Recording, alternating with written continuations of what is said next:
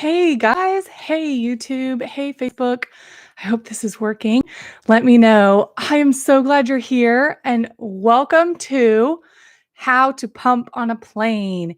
If you are breastfeeding and have to travel, you have to, I don't think the Facebook one is working. You have to travel, you're breastfeeding or you're pumping, and you gotta go somewhere. It happens, and it's sometimes really awesome. I just did it recently all the way across the country, and I wanna share with you what worked, some of the actual products I have right here, and some of the apps that you need to make your life easier. So if that is you, stick around, and if you know someone who is breastfeeding or pumping or pregnant, share this with them. This is live, and I've been going live every Wednesday. I am Mandy Irby, the birth nurse. Gosh, I wish this other one was working, but it's not. Um, I go live every Wednesday, and I am all about helping busy people prepare to birth boldly. So, to be bold and to be a bold parent, you got to feed your baby. So, if you are still pregnant and you are learning this, then you're doing such an awesome job trying to be ready. I wish I had done that. I am a labor and delivery nurse and childbirth educator. I also have a really exciting announcement, which is why I'm late. So I'm really sorry about that. I have a really exciting announcement. It was worth the wait. At the end of this video, stay tuned for something that's coming up live today. I don't even know if I can announce that, but I'm going to.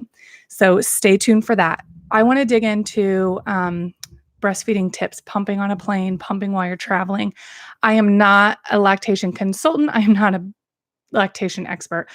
But I love sharing what's worked for me, and I love getting the conversation going with parents. So if you have a breastfeeding or pumping tip, put it down in the comments below. Also, this is live, so I can see your questions. So keep them coming, and I can answer them as long as I'm live. I love sharing what worked for me, and breastfeeding is hard enough, but do not stop just because you travel or just because you're working. Please, please, please, please hear me when I say that. So right now, I currently have a toddler. She is 18 months, and she's still nursing round the clock. Actually, it seemed like she knew that I was going out of town because she was nursing like multiple times a day. It was insane. And I was like, I'm going to have to take my pump. I'm going to have to pump all the time. I was so like kind of bummed about it because at 18 months, I would hope that I wouldn't have to take a pump, but I did. So I took my pump, and my first advice would be to put the pump in your carry-on because you're going to need it. They always say, hey, Facebook, I'm sorry you're late. I'll clue you in after this. They always say to keep your medications and the things that you need on hand if there's an emergency with you in your carry-on. Well, I only took a carry-on this time, but I checked a bag a few months ago to Seattle across the country. And I put my pump in my carry-on, and I was like, oh, this is such a pain because they're heavy. They're so heavy. So it was a really big deal to like keep the weight down. So I'll show you what I took to help do that. But I had my pump, I had the charger, and I had all of my parts. And that was a big enough issue to just make sure I remembered all of those. So I put them in my carry-on because you never know what's going to happen. And there are some unexpected things that happen when you're traveling. That's just like hashtag mom life. That's anytime you're traveling with or without the kids. So this is either pumping without, either you're breastfeeding and you're not bringing your kid, or you're just pumping and you're bringing your kid, but you pump. And the logistics of that are like crazy. Or you don't want your milk to drop off and you're not quite sure if you're going to need it, because I don't know how many ounces my baby drinks, but I know she nurses a lot. So while she doesn't take breast milk in a bottle anymore and she just nurses kind of like whenever works for us, I also didn't want to be uncomfortable. I wanted to fit in my clothes when I was there. So if you're breastfeeding, you know what that means. I also did not want to wear this top because I have a horrible like size discrepancy and I'm a little self-conscious about that. So if you're breastfeeding, you can probably relate to that, or if you have breasts. So I put my pump in my carry-on, hoping I would not have to pump on the airplane. And luckily on the way there, I did not, but I had not traveled in a year-ish. Oh, this question is from Instagram. If you are there, I am Mandy Birth Nurse. Definitely follow me. Get the back, like behind the scenes stuff is what I put on there in those stories. AMR5996 asked this question. I'm all over the place today, but thank you for the question. So I did not have to pump on the plane. I could schedule it so that I could get off the plane, but it was a very long flight and a very long morning. And so you can't pump really in like security line or anything like that. So there's just things where you have to like be doing things in an airport before your flight. And I just never found it convenient enough to just sit unless I got there super early. And I was always a little worried about security. So on the way there, when I checked my bags, I did not take ice on the way to Washington State. Hey, Jesse, but I did this time. And I took these little ice packs. So these are individually wrapped. And I took these not frozen because I did not have any milk on the way there. And because I just wanted to test it out to see what happened with security. These were water. And I put them actually in my little quart bag. Well, in the big airplane, in the big airport that I traveled from, they didn't even make you take out your quart size bag of fluids, of like, not fluids, but like liquids. So I stuffed 2 of these because they were really cheap at Target, but I've linked them down below also. You can get them on Amazon. They were really cheap. So I was like, if they make me dump them, no big deal. But they didn't. And when I traveled previously, they said, well, since they're frozen and since they're individually wrapped, we'll allow it with breast milk. So I thought, I tested it and it was fine. So you might try this. I chose these because they're not heavy, but they did not stay frozen the entire flight or my entire travel day. So some unexpected things happened. I had a delay coming home last time I traveled, and my flight and my day was so long, I ended up having to pump on the plane on the way home. Luckily, there were outlets near my seat, so I could just pump in my seat, which that's new. I mean, I'm not that old, but they didn't always used to have the outlets near your seat. So now I could plug it in, and then I wore my milk snob while I was pumping. And I love this thing. I have an affiliate link to my Amazon store down below. I have 2 of these milk snobs. They are glorious. I use them on shopping carts when it's cold and flu season and my baby is a little baby in a shopping cart. I cover like the handles with this. You can wear it as a scarf if you're going to be nursing a lot. I just turn it backwards so you can't really see the tag, and it looks kind of like a scarf. I wear scarves a lot, so it's actually natural looking. But I covered myself while I was pumping, and the man next to me did not dare look in my direction. So it was fine. I only pump one side. I don't know if you know that about me. I only am making enough milk to worry about on my left side. That's a whole nother story. So I just held it while I pumped, but you could wear your hands-free bra. Again, this isn't super heavy. It also can be like double use. So in the airport on the way to Seattle this time, I met a friend and there was like half an hour in between my flight and her flight. So I laid this on the table and put my pump parts on it. It's not like sanitized, but it's my dirt instead of other people's dirt. So I also could use it as a blanket or a little pillow on the flight. So it's a double use. I always wear a scarf on the flight. When I get cold, I cover up. So it can be a little blanket when you're not pumping and you already have it in your carry-on. I always pack these little guys so that I can find what I'm looking for very easily. And then I have extra bottles and I used bags to store my milk. If I were to have pumped on the plane and I did not have ice, I store everything that's clean in multiple quart-size bags. And I also have, I only have 2 quart-size bags, but I also had some gallon bags to keep all of my clean parts separate from dirty parts, because when you're on the go, you don't want to mix them and you want to wash them whenever you get to your spot. But also these bags I used for ice, and they have ice on the plane. So I got up and went to the back of the plane during that really long day that I got delayed. And I was like, I have something that needs to stay frozen. Do you have ice? And this flight attendant, like, she's like watching a video on her phone, and she reaches down and pulls open the bottom drawer of this cart thing, and it's all full of ice. And she's like, sure, how much do you need? I'm like, ugh.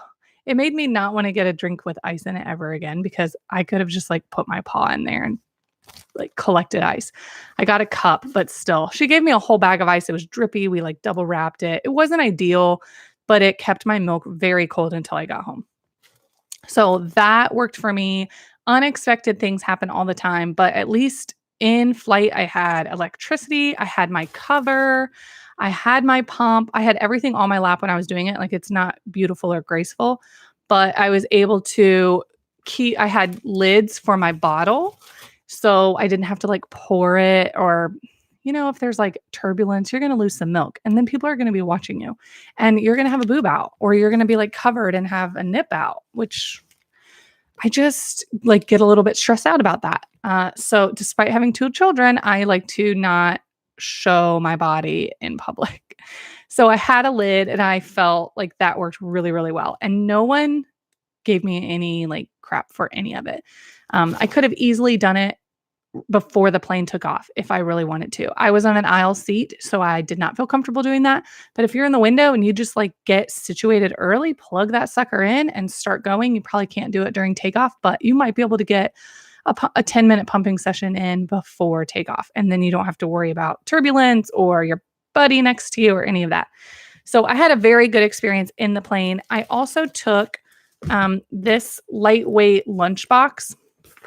On the way there, I compressed it in my carry-on, maybe even my suitcase, because I was going to risk having my milk out for 4 hours while flying if I didn't have to pump in the plane. So I just compressed this. It's lightweight and smaller than like my pump bag, so that I could just travel a little lighter. But I knew if push came to shove and I bought some things in Seattle, which I was been known to do, I could take this out and have it be an additional carry-on.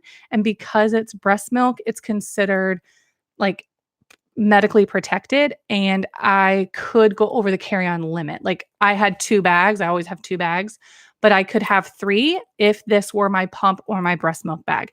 So that should be pretty universal. Now, not every airport is going to be cool about it or not question you. So I always like gave extra time to travel, because my tiny little airport here at my house, they were like weird about everything. But then bigger international airports were like, whatever, we see this all the time.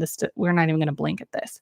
So it just kind of depends where you're at. But this is a medical thing, and it can count as an extra carry-on. So that's a bonus, especially if you have a big pump.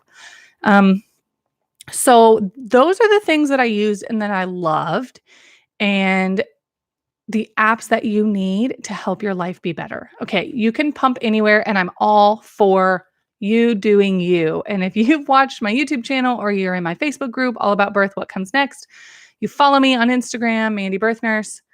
Not to like put my plugs in there, but I hope that you're in all those places with us, because we're missing you if you're not.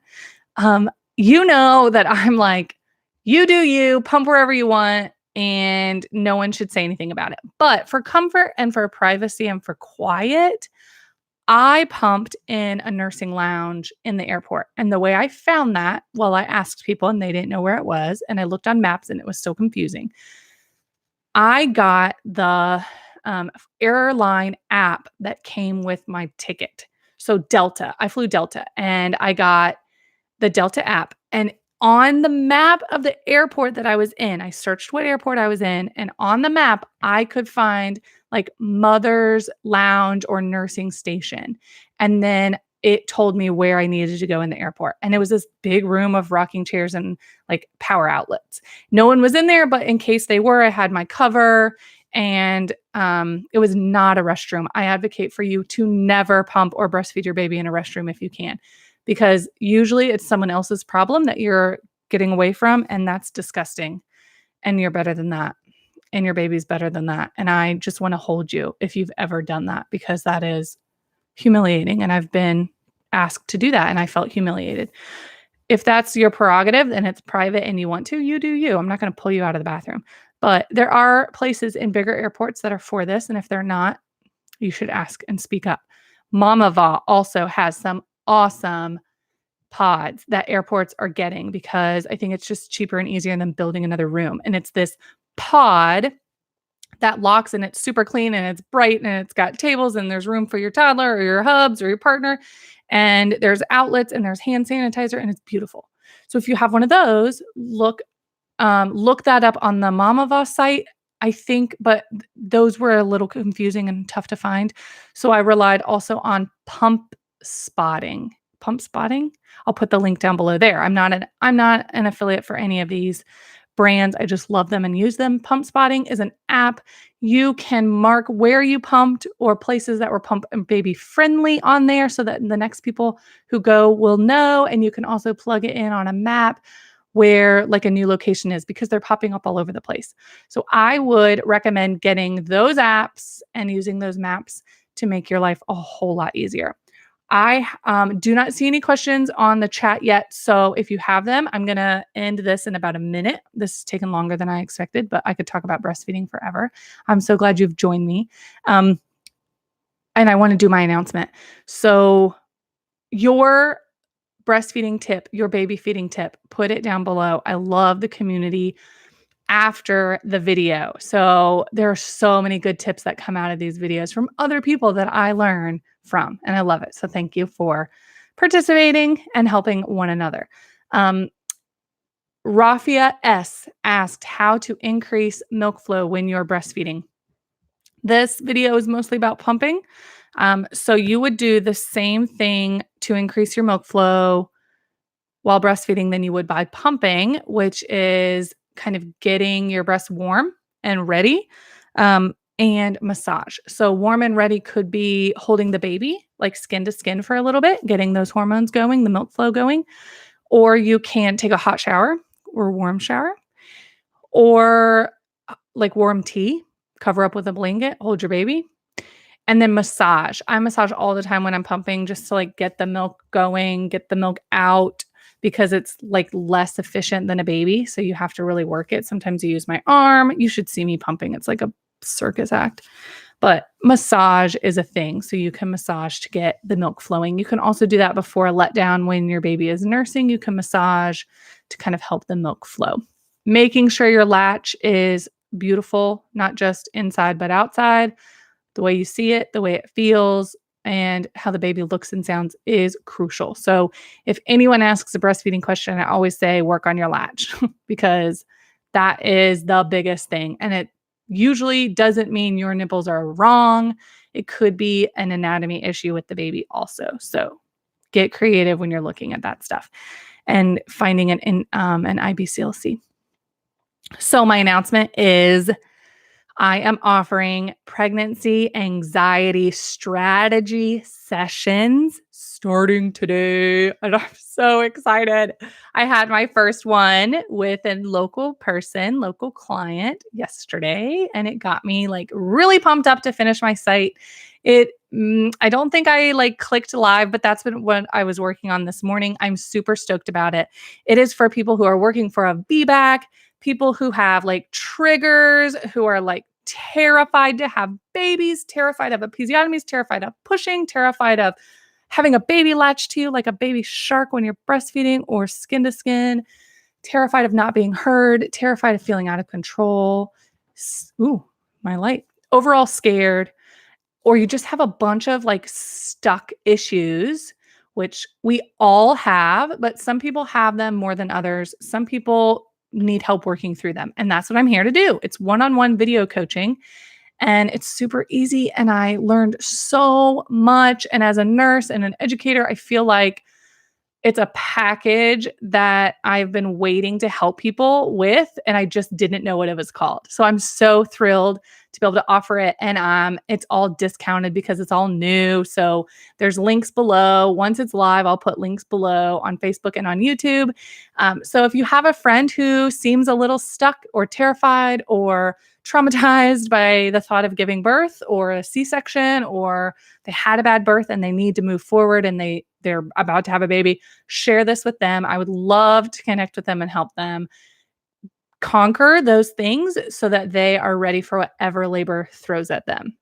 Imagine feeling ready. Could you even imagine that? Imagine like having an empowered, positive experience, even though you have all of these fears or all of these parts of your history that are affecting going into having a baby. Okay, it's huge. I could ramble. So check out the links. I'll be so excited for you to look at the page and tell me what you think. I just got a question. I'm like Forever XD. Hi, Mandy. Happy to join. I'm just joining in. Had a confusing talk with my hairdresser regarding to breastfeed or not to breastfeed. Tell us more. Why was it so confusing? Hey, guys on Facebook. Why was it so confusing? And I can see why that would be confusing because you're talking about such a huge topic, like to breastfeed or not to breastfeed. Well, we just talked about, I know you just joined in, we just talked about how traveling can be wonderful because it gives you a little break from someone who's breastfeeding. You can get a little touched out, a little like always needed, which is hard and great, but can be challenging. And there are lots of not easy parts about breastfeeding. So I can understand why people are like, don't do it because it is very challenging. She was opposed to it because her midwife had advised against it because she, as well as some of her friends' babies, slept really good after a few weeks, as opposed to some other friends. Okay, so we're talking about breastfeeding and sleeping.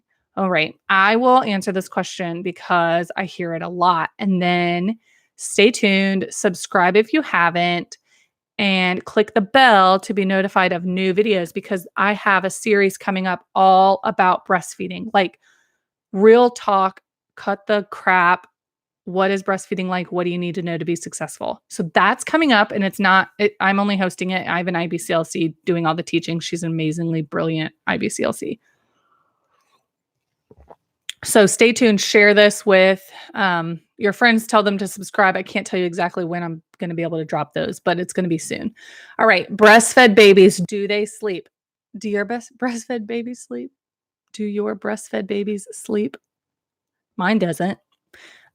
Breast milk is made by you for your specific baby according to like what age the baby is. Your breasts know and your hormones know. And it is the most efficient. It's efficiently, what's it called? Like processed, digested. It's perfect. Breast milk is perfect. So it's digested very quickly by the baby. So that means the baby usually eats way more often breastfed than formula fed, if that makes sense. So it takes longer to digest and it kind of like they can be overfed. You can feed formula babies more than they would normally take if they were breastfeeding. So yes, there is a benefit of babies sleep differently when they're formula fed. Fact. Also, fun fact, breastfed babies eat a lot more often. My little one sleeps amazing while breastfeeding. That's awesome, Mommy A. Cole. I'm sending my baby over to you. Yeah, breastfed babies tend to like sleep in shorter increments, but it changes. You'll have a 3-hour stretch, you'll have a 15-minute stretch. It just changes. But if you are someone that doesn't fly with, then breastfeeding may be even more difficult. Most of us like sleep, and it is very, very challenging. So that helps. It helps people to have like an end game. Like I'm going to breastfeed for a year. I'm going to breastfeed for 2 years. I'm going to breastfeed, but not breastfeed at night after whatever, 6 months, or having an end game. Not sharing your bed with them, breastfeeding them, but putting them back in their own bed gives you a little separation. You just do what works for you. But yes, there are inherent challenges with giving your baby really awesome stuff that your body makes. It's so awesome that they poop it right out and you do it again and again.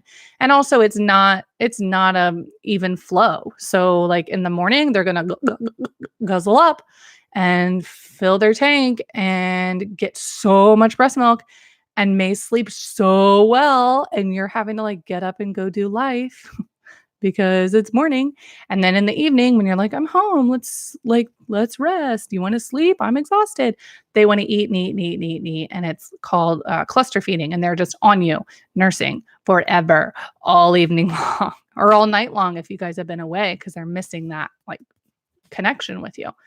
So it's not an even flow. You can't anticipate that it's going to be the same every single day. Another downside. I can come up with a bunch of downsides if you want them. But again, like your body makes it for your baby. So it's really, really good for your baby. It gives things that formula doesn't. You just kind of have to weigh that for yourself. I suggest doing your research, talking with an IBCLC lactation consultant, and then like sticking with your guns. If you find something that is super meaningful to you and you're like, no, I have to do this because of this, then find ways to work around the hard stuff. Go start talking to people who are breastfeeding and learn how they do it. Because if you've never seen it happen, it's going to be even harder to figure it out. I'm also working nights. Would it make a difference for the baby and for me? Working nights will make a difference, but I am not an expert on that. Your hormones are going to be different because you're up at night and sleeping during the day. You still might make more milk, so you might pump more than the baby really drinks, which is unique to night shift. But if you guys are night shifters, which I have a bunch of friends at work who are, a bunch of nursing nurses who are, please help a sister out and comment below what your experiences were like at night because it is different. It is different. Keep rocking it, Mandy. Loving all the content. Got to run. Best of luck. Thanks, Catherine. All right, I'm going to go. I got to go get my kids. But thank you for joining me. Thumbs up if this helped. Share with a nursing friend or pregnant person in your life or with everyone you know because this was the best 26 minutes of your Wednesday. And subscribe if you haven't already. I'll see you next Wednesday. Thanks, guys. I'm going to finish you and check down for links below. They are coming. Bye.